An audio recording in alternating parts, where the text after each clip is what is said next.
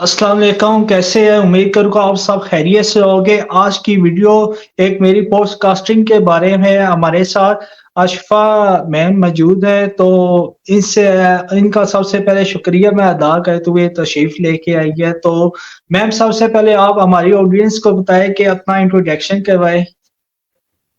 जी, मेरा नाम आशफ़ा आसाम है, मेरा ताल्लुक़ फैसलाबाद से है। मैं founder of Ashfa Aasam online school हूँ। अल्हम्दुलिल्लाह मैं हाउसवाइफ़ होने के साथ-साथ मदर ऑफ़ 4 किड्स हूँ और मेरे बच्चे स्कूल का भी पढ़ते हैं और साथ-साथ स्किल्स भी सीखते हैं। तो ये शॉर्ट इंट्रो है मेरा। ठीक है मैम। अच्छा, ये आपने एक स्कूल बनाया है आशिफ़ा ऑनलाइन स्कूल, के बारे में हमें बताएँ कि स्कूल किस मकसद के लिए आपने बनाया है? जी, ये मकसद मैं अपना मकसद अचीव करना चाहती हूँ, इसलिए मैंने अपना स्कूल बनाया। मेरा मिशन स्किलफुल पाकिस्तान है और एम्पावरमेंट ऑफ वुमेन है, वुमेन एम्पावरमेंट है। इसी मकसद को लेके मैं आगे चली, मैंने पॉडकास्ट स्टार्ट किया, खुद काम करना सीखा। क्योंकि मैं एक हाउसवाइफ हूँ और ज़ीरो से मैंने स्टार्ट किया, तो वो हर्डल्स जो मैंने फेस की वो मैं नहीं चाहती थी कि जब अब हम लोग इस फील्ड में आ गए हैं तो वो ख़वातीन जो अब इस फील्ड में आना चाहती हैं वो हर्डल्स फेस करें, या वो स्कैमर्स के हाथे चढ़ जाएं, या उनको यह ना पता हो कि वो कैसे अच्छे ट्रेनर के पास पहुंच सकती हैं। तो पॉडकास्ट की सीरीज़ शुरू की और साथ ही मैंने अपना स्कूल अनाउंस कर दिया कि वो फीमेल्स जो मेल से नहीं पढ़ना चाहती या स्किलफुल नहीं होना चाहती थ्रू मेल, वो उनके लिए आसानी हो और वो फीमेल से ही अपनी स्किल सीख पाएँ। अच्छा मैम, ऑनलाइन मतलब यूट्यूब में तो सब कुछ मौजूद है, तो आप ऐसा क्या स्पेशल आप प्रोवाइड कर रही है कि आपके पास लोग आके सीखे? जी, यूट्यूब से ये है कि सबसे ज़्यादा बड़ा इशू जो होता है वो टाइम मैनेजमेंट का होता है। यहाँ ये है कि आप जब एक लेक्चर लेते हैं, उस लेक्चर के साथ अपने क्वेश्चनिंग आंसर भी डिस्कशन होती है। डिस्कशन के साथ आपको जो असाइनमेंट प्रोवाइड की जाती है वो असाइनमेंट चेकआउट होती है और उसकी जो मिस्टेक्स हैं या जो एरर्स हैं वो आपको बताए जाते हैं। और डिस्कशन जब आप करते हैं, कम्युनिकेशन स्किल आपकी अच्छी होती है। दूसरा कि एक टीम बिल्डिंग हो जाती है कि जितने स्टूडेंट्स होते हैं उन सब की आपस में कनेक्शन बिल्डिंग होती है।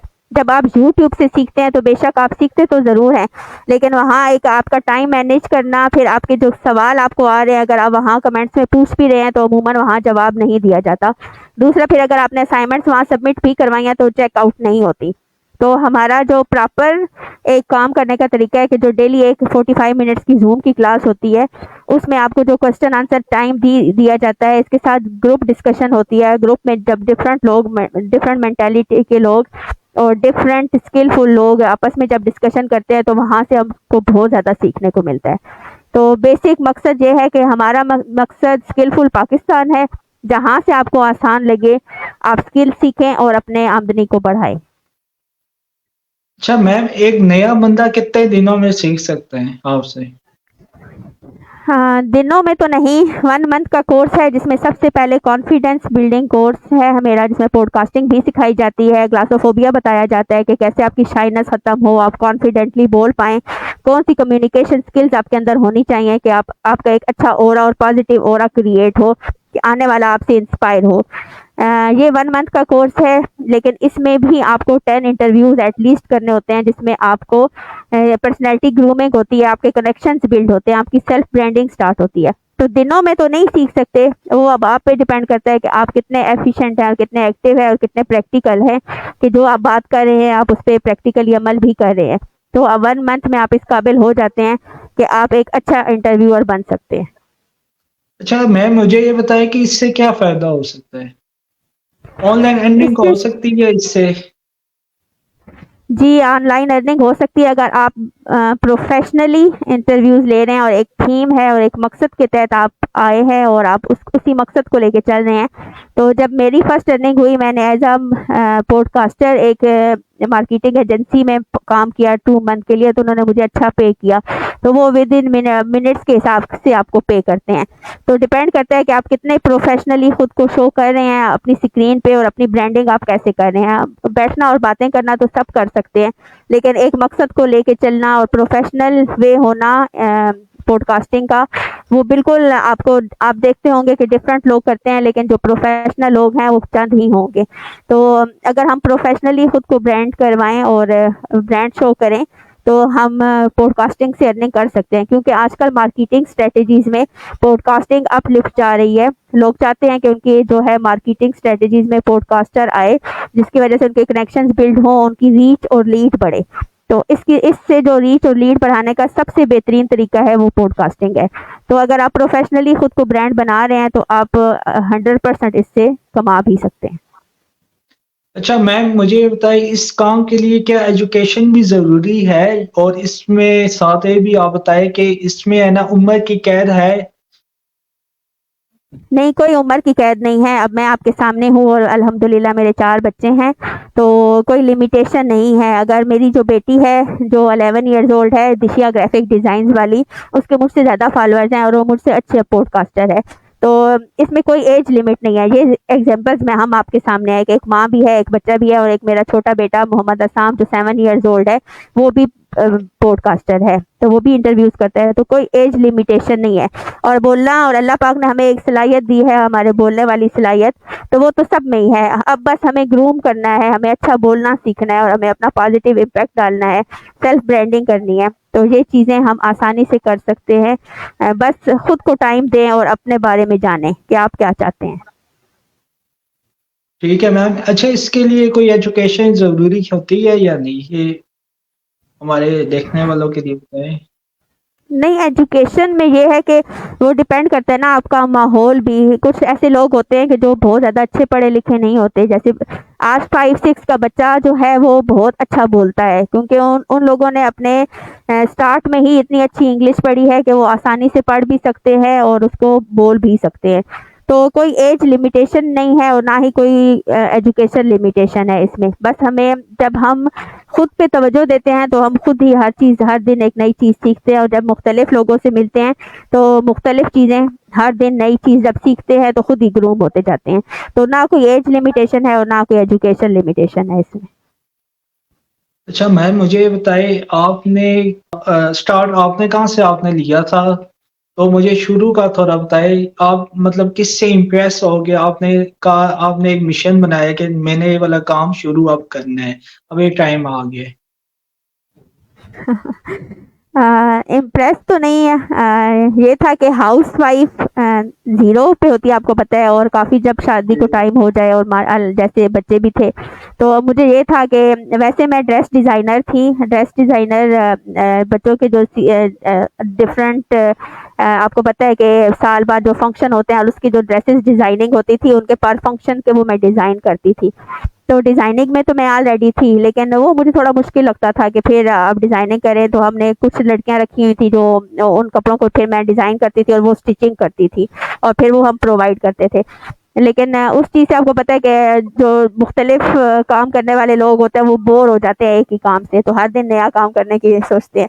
फिर मुझे आज से 1.5 साल पहले ऑनलाइन वर्क देखा, सर रेहान की मैं वीडियोस देखती थी, तो वहाँ से इंस्पायर हुई मैं कि मुझे भी करना चाहिए। जब सब कर सकते हैं तो हम क्यों नहीं कर सकते। तो कैनवा से मैंने स्टार्ट किया। कैनवा और फाइवर का 2 मंथ का कोर्स किया। कैनवा और फाइवर के 2 मंथ के कोर्स के साथ 2 मंथ का सोशल मीडिया मार्केटिंग का मैंने कोर्स किया। ये 2 मंथ के कोर्स कंप्लीट करने के साथ साथ मैंने पॉडकास्टिंग स्टार्ट कर दी। मतलब इसमें कोई प्रॉपर गाइडलाइन नहीं थी कि आप ये करें, बस वो जिस तरफ मुझे जो अच्छा लगा मैं करती गई खुद ही।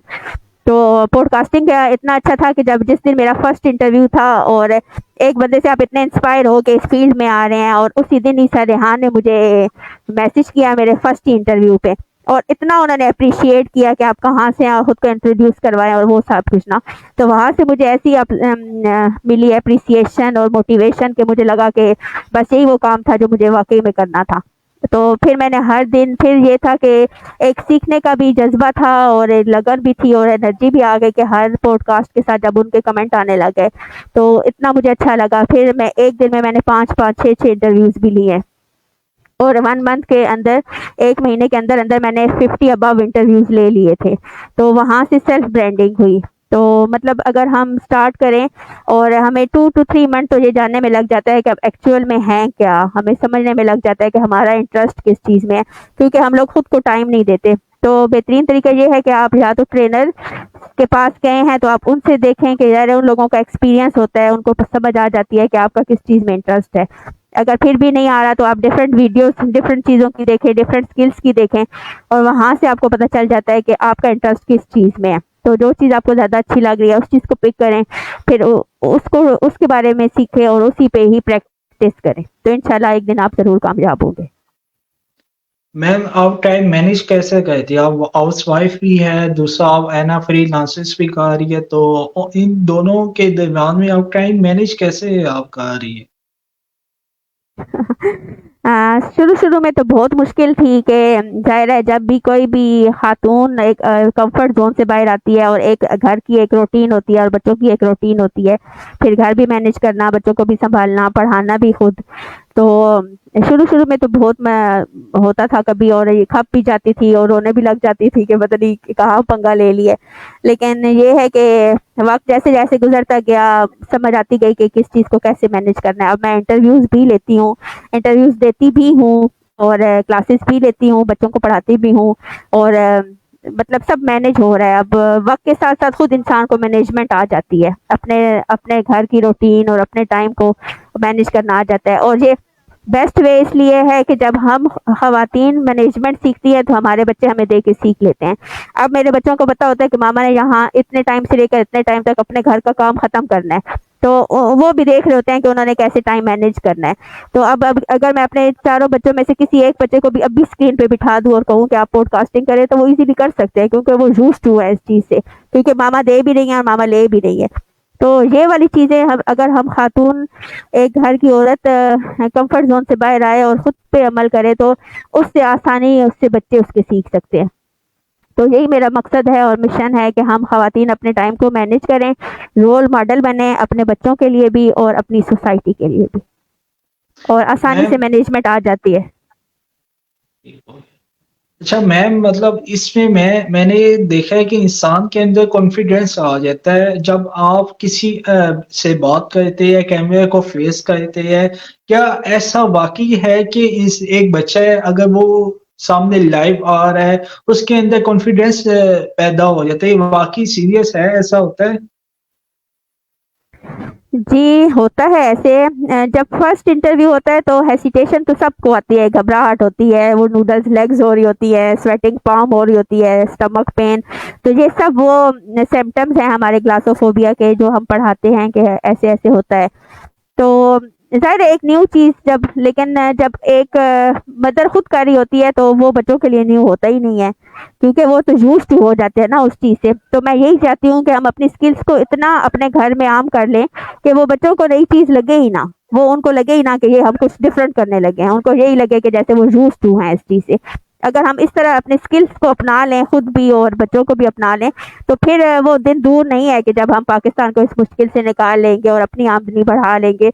और जो इकोनॉमिकली प्रॉब्लम्स हम फेस कर रहे हैं और आजकल जो इतनी महंगाई है इस चक्कर में जो हम अपने घरों के सुकून बर्बाद कर रहे हैं, तो ये सारे अगर हम ख़वातीन भी इंडिपेंडेंटली खड़ी हो जाएं तो हम इन सारे मुश्किलात का मुकाबला आसानी से कर सकती हैं।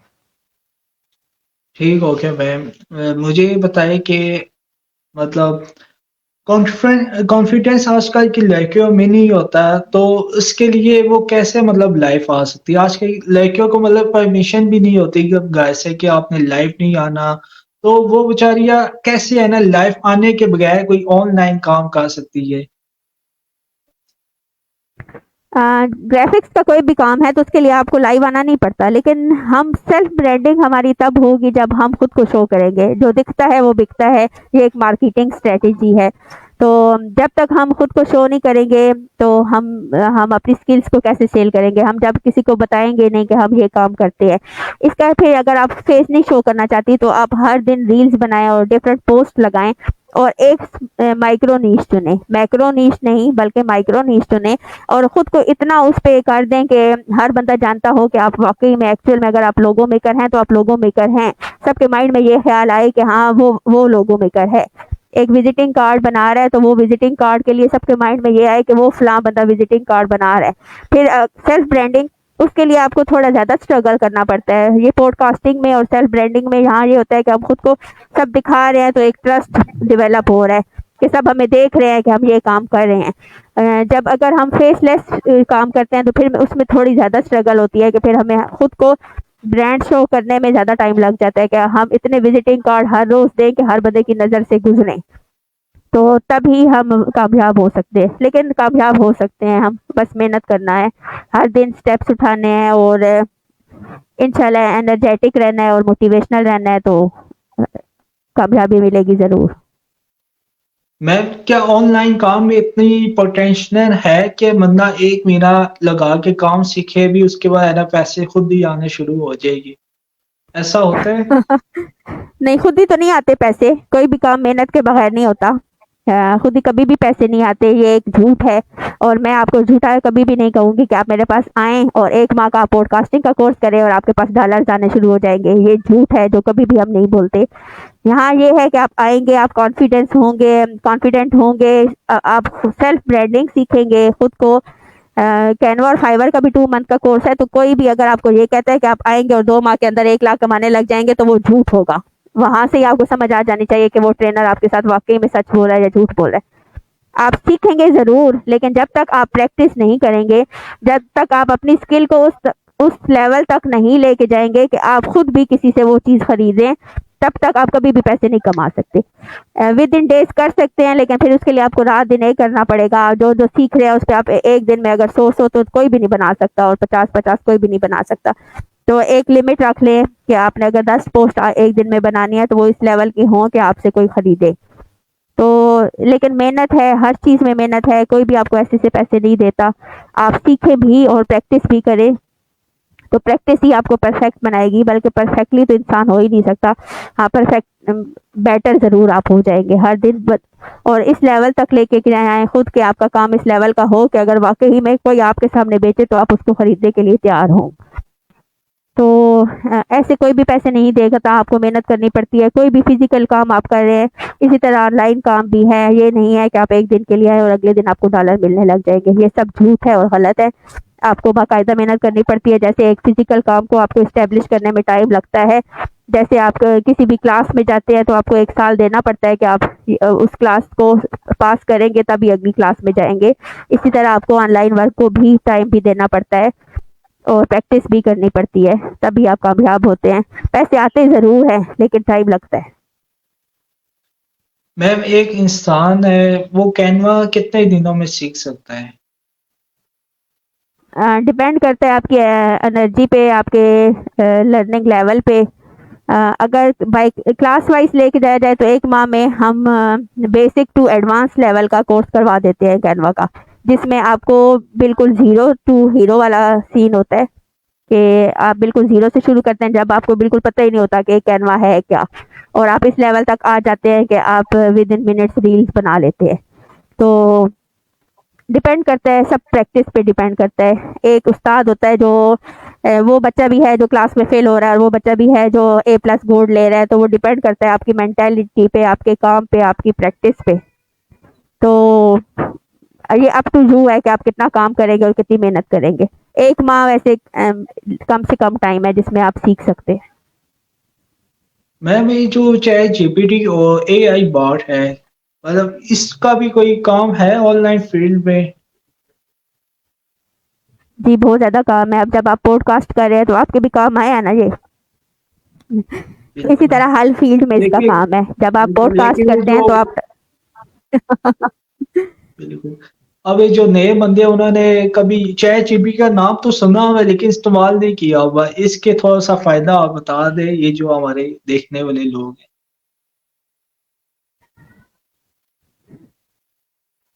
जी, इनका इतना फ़ायदा है कि मेरा जो 4 क्लास का बच्चा है ना, अगर वो मुझसे कोई सवाल करता है तो मैं उसको कहती हूँ कि आप चैट जीपीटी से पूछ लें।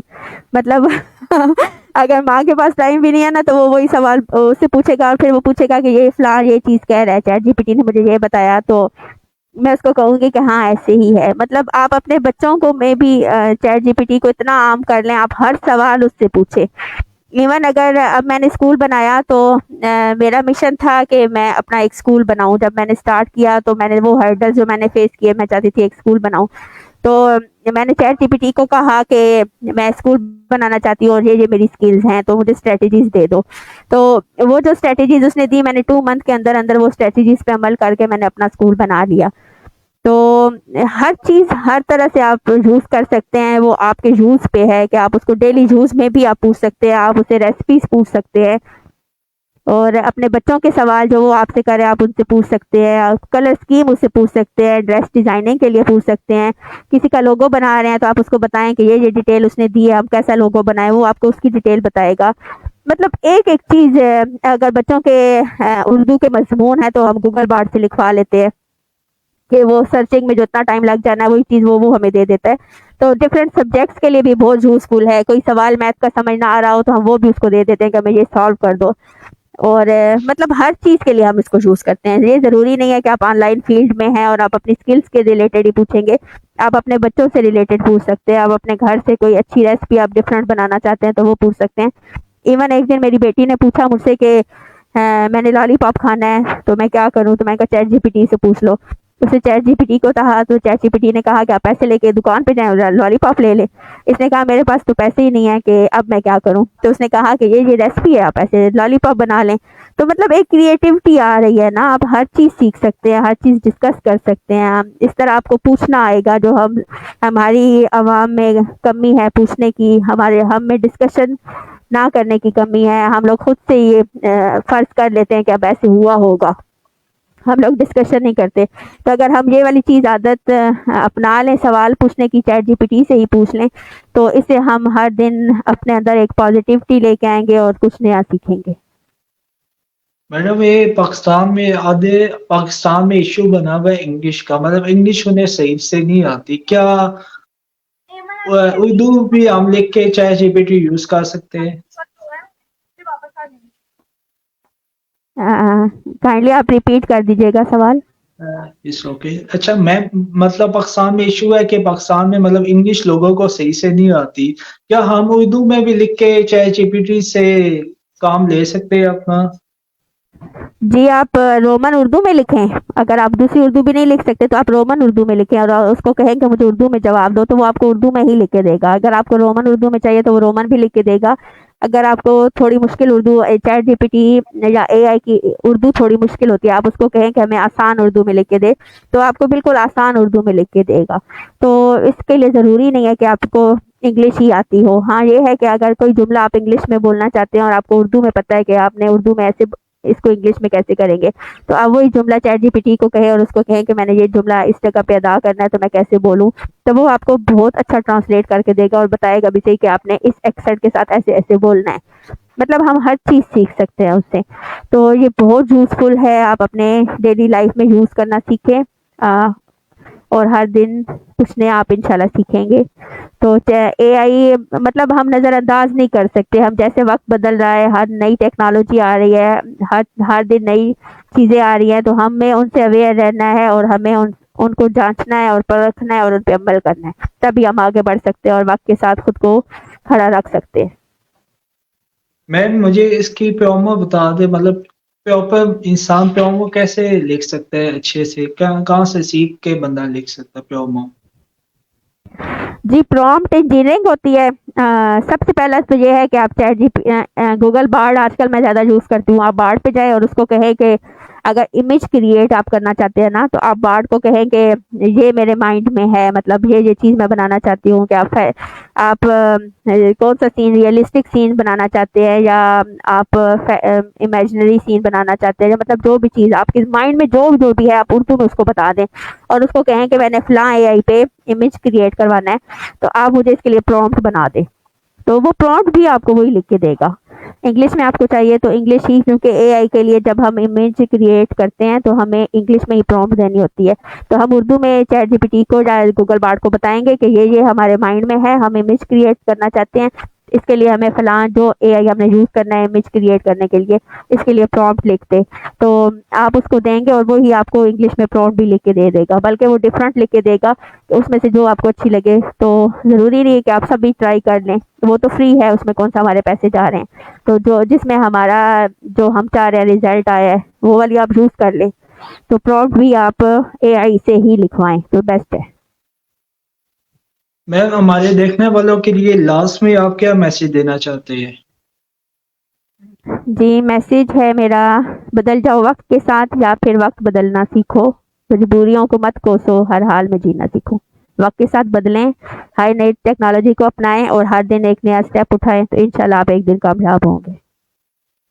ठीक है मैम, आपका आने का बड़ा शुक्रिया। तो आपने मेरी अच्छी है ना बातें बताई है। तो तो इस बात से है ना, यहाँ पर है ना पॉडकास्टिंग में अपनी एंड करता हूँ। तो बड़ा शुक्रिया आपका आने का। अल्लाह हाफिज। अल्लाह हाफिज।